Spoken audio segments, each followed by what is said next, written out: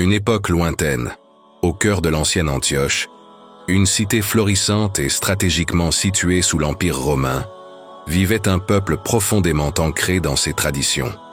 Cette ville, aujourd'hui connue sous le nom d'Antakya, rayonnait par sa richesse et son influence, mais son peuple était aveuglé par l'adoration d'idoles impuissantes et des croyances païennes transmises de génération en génération. Les temples dédiés aux divinités romaines dominaient l'horizon, et les prêtres officiaient des rituels dans une atmosphère empreinte de mysticisme et de superstition.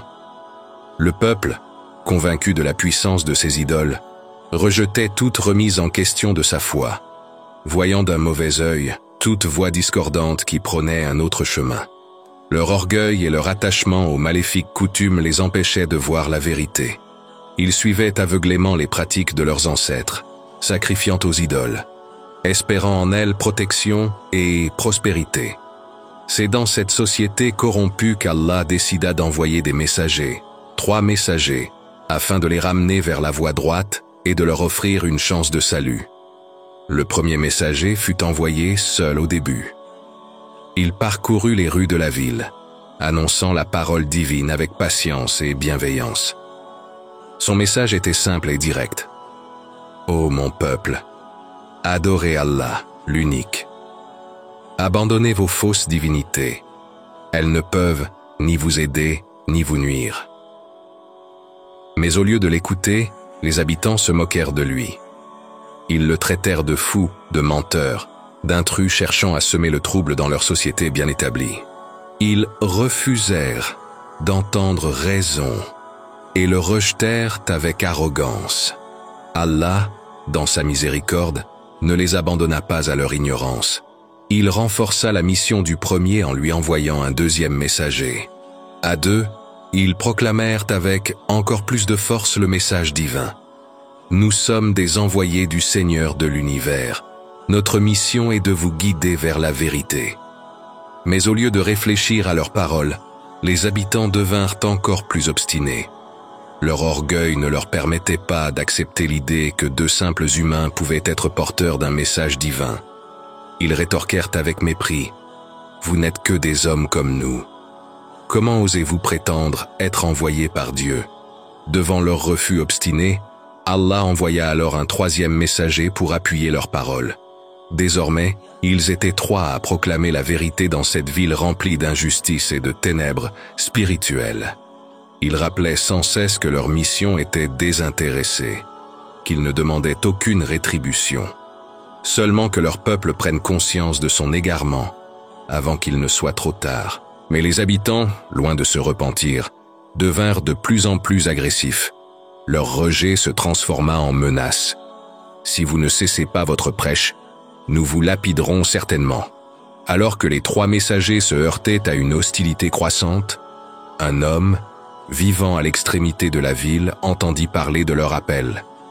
Cet homme, dont le Coran ne donne pas le nom, est identifié par certains exégètes comme Habib an-Najjar, un humble charpentier.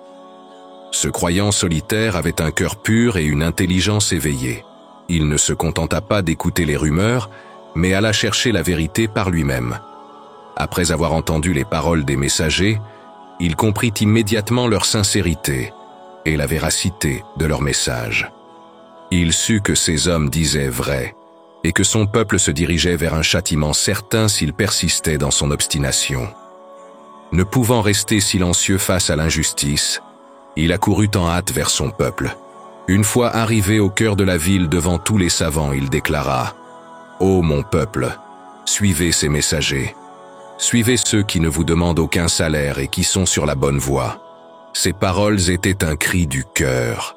Il tenta de leur faire comprendre que ces hommes ne cherchaient ni pouvoir ni richesse, mais seulement leur salut. Il les implora avec des mots emplis de sagesse.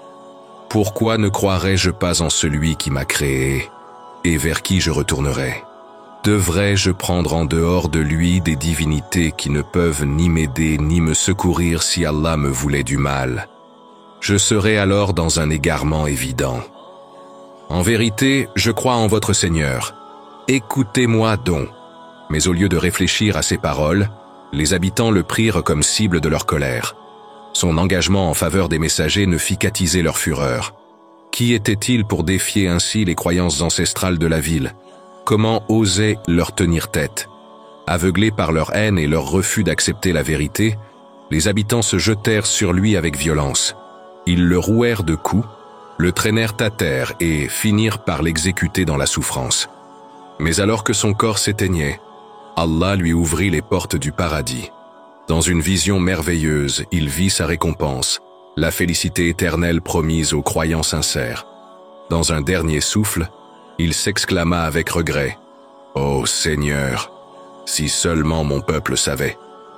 Son ultime souhait n'était pas une malédiction contre ceux qui l'avaient tué, mais un dernier espoir qu'ils comprennent la vérité avant qu'il ne soit trop tard.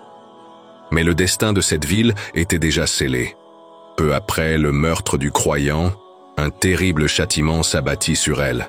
Allah envoya un cri assourdissant, un châtiment foudroyant qui détruisit la ville en un instant. En un souffle, tout fut anéanti. Les rues autrefois animées devinrent silencieuses. Les maisons s'écroulèrent, et le peuple arrogant disparut à jamais. Le Coran décrit cette destruction d'une manière saisissante. In kanat illa sayhatan wahidatan fa idha hum khamidun. Il ne leur fallut qu'un seul cri, et les voilà éteints. Sourate Yassine, verset 29. Cette ville, autrefois fière et puissante, n'était plus qu'un souvenir effacé par la justice divine. Et maintenant, vous vous demandez peut-être, qu'est-il advenu des 3 messagers? Ont-ils péri dans le châtiment qui s'est abattu sur leur peuple? Ibn Kathir, dans son exégèse, ne précise pas leur sort exact. Cependant, si l'on se fie au récit coranique, une constante demeure. Les messagers d'Allah sont généralement épargnés avant que le châtiment divin ne frappe les peuples qui les ont rejetés. Il est donc fort probable qu'Allah, dans sa sagesse infinie, les ait protégés et éloignés de la ville avant que ne s'abatte sur elle la sanction qu'elle méritait. Ainsi leur mission fut accomplie. Ils avaient transmis la vérité, guidé ceux qui étaient prêts à écouter, et leur rôle auprès de ce peuple était terminé. Quant aux habitants, ils avaient scellé leur propre destin par leur arrogance et leur rejet du message divin. Ainsi se termine l'histoire de cet homme, dont le cœur illuminé par la foi l'a poussé à défendre la vérité face à une foule hostile. Il n'avait ni richesse ni pouvoir, mais son courage et sa conviction ont résonné plus fort que les cris de ses adversaires. Son destin tragique ne fut pas une fin, mais un commencement. Son sacrifice est devenu un témoignage intemporel de la lutte entre la lumière et l'aveuglement, entre la guidance et l'égarement. Alors qu'il rendait son dernier souffle, il n'éprouvait ni peur ni regret, mais une joie indicible, celle de voir les portes du paradis s'ouvrir devant lui. Un rappel poignant que les véritables vainqueurs ne sont pas toujours ceux qui triomphent dans ce monde, mais ceux qui restent fidèles à leur foi, quelles que soient les épreuves. Que son histoire soit une leçon pour nous tous. La vérité mérite d'être défendue, même au prix du sacrifice. Car au bout du chemin, il y a la promesse éternelle d'Allah, et elle seule vaut tout l'or de ce monde. Un simple pouce bleu aide à faire vivre ce message et à le partager avec d'autres. Chaque soutien compte, et ensemble nous pouvons faire rayonner ces récits. Alors, fais partie de cette aventure et montre ton engagement. Je tiens à adresser une pensée profonde au peuple palestinien. Chaque jour, des vies innocentes sont brisées sous le poids d'une oppression insoutenable, tandis que le monde détourne trop souvent le regard, laissant le silence résonner comme une trahison. Comment ne pas être bouleversé par ces enfants privés de leur enfance, ces familles déracinées, ces visages marqués par la douleur et l'injustice? Ce chagrin n'est pas seulement le leur, il est le nôtre, le reflet d'une humanité qui vacille entre l'indifférence et la conscience. Ne fermons pas les yeux. Le prophète, sallallahu alayhi wa sallam, a dit: من رأى منكم منكرا فليغيره بيده فإن لم يستطع فبلسانه فإن لم يستطع فبقلبه وذلك أضعف الإيمان. Quiconque d'entre vous voit un mal, qu'il le change avec sa main. S'il ne peut pas, avec sa langue. Et s'il ne peut pas, alors avec son cœur. Et ceci constitue le plus bas degré de la foi.